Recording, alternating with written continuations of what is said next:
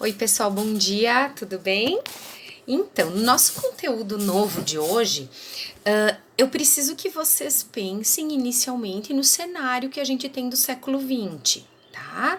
Nós começamos a trabalhar lá, Primeira Guerra Mundial, 1914 e 1918, né? Imperialismo, todas aquelas potências ricas europeias conquistando terras e dividindo a África, a Ásia entre si, né? Ou entre os domínios.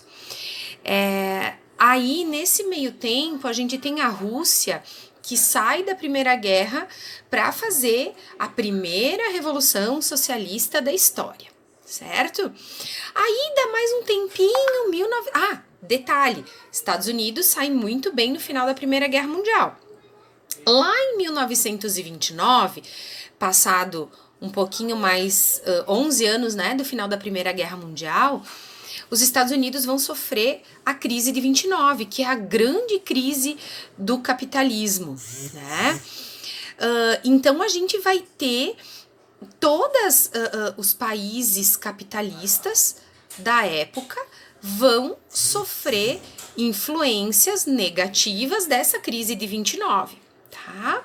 A gente vai ver isso um pouquinho mais adiante, como é que são essas influências. Então, o que a gente tem? A gente tem um mundo onde o socialismo cresce aos pouquinhos lá na União Soviética, mostrando que talvez um novo sistema político-social seja possível. Do outro lado, a gente tem o capitalismo com uma grande crise instalada nos Estados Unidos, e isso se reflete na Europa e também aqui no Brasil.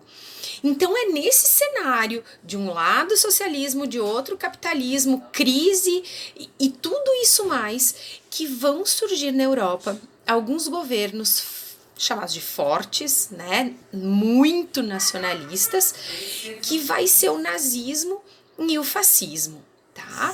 Então é aí que eu quero chegar com vocês.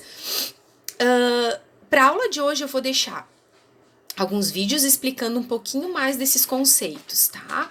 Porque atualmente a gente vê muito, né, falando de fascismo, e isso vem muito forte. Então a gente vai trabalhar um pouquinho, isso tá no nosso planejamento de 9º ano, na nova Base Nacional Comum Curricular, da gente compreender um pouquinho mais esses conceitos, para a gente poder compreender a realidade que a gente vive. Então, primeiro eu gostaria que vocês pensassem se vocês têm uma ideia clara do que seria, ou não clara, do que seria o fascismo. Depois disso, eu gostaria que vocês assistissem aos vídeos onde esclarece um pouquinho sobre o que é isso. E depois a gente volta a conversar. Combinado? Então tá. Beijo, gente. Boa aula. Até mais.